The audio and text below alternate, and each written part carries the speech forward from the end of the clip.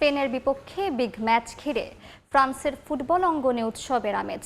বড় পর্দায় Mbappe Yamal দ্বৈরথ উপভোগে নানা আয়োজন করেছেন প্যারিসের ফুটবল প্রেমীরা। এই মুহূর্তে সেখানে আছেন লুৎফুর রহমান বাবু। বিস্তারিত জানতে সরাসরি যাচ্ছি তার কাছে।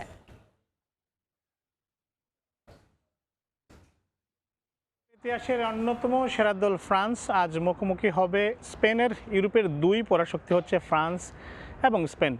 শক্তিমত্তা, পরিসংখ্যান সব হিসাবেই দুই দল প্রায় কাছাকাছি সমান। তবে এখন পর্যন্ত ফ্রান্স এবং স্পেন যে কয়বার মুখোমুখি হয়েছে পরিসংখ্যানের পাল্লাটা ভারী স্পেনের দিকে, কিন্তু সাম্প্রতিক যে হিসেব নিকাশ সব কিছুই কিন্তু ফ্রান্সের পক্ষে। এবং বিশেষ করে এই বিশ্বকাপের কথা যদি আমরা বলি, এখন পর্যন্ত ফ্রান্স অপ্রতিরোধ্য, অর্থাৎ ফ্রান্সকে এখন পর্যন্ত কেউ আসলে থামাতে পারেনি। আজকের ম্যাচে স্পেন কি ফ্রান্সকে থামাতে পারবে, সেটি কিন্তু একটি বড় প্রশ্ন।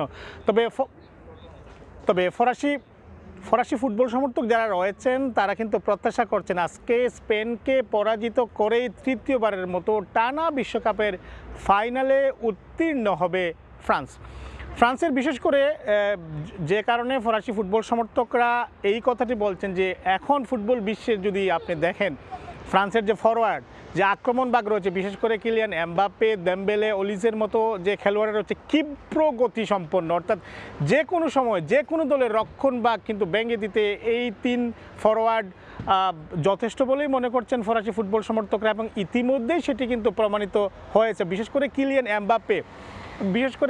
এমবাপ্পে ফ্রান্সের ফুটবলের যুবরাজ বলা হয় থাকে কিলিয়ান এমবাপ্পেকে, এবং গোল্ডেন বোর্ডের যে লাইন সেখানে কিন্তু এখন পর্যন্ত তিনি সেই লাইনে রয়েছেন। এবং ফরাসি ফুটবল সমর্থক যারা রয়েছেন তারা কিন্তু প্রত্যাশা করছেন, ফ্রান্স তো অবশ্যই তারা প্রত্যাশা করছেন যে এবারে ফাইনাল ম্যাচে আজকে স্পেনকে পরাজিত করে তারা ফাইনালে যাবে এবং ফাইনালে গিয়ে কাপ নিয়ে এমবাপ্পেরা ফ্রান্সে কিন্তু ফিরবে।